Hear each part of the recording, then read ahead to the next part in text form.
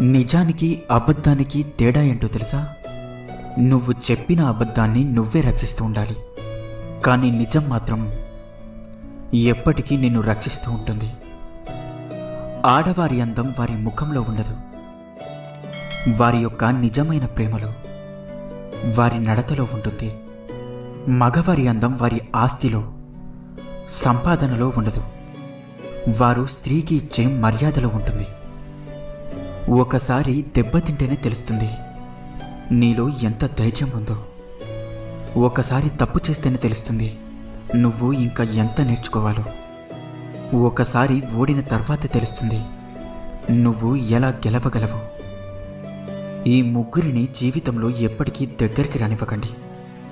మనకు విలువ ఇవ్వని వారిని, మనల్ని చూసి ఈర్ష్యపడేవారిని, మనల్ని అర్థం చేసుకోకుండా మన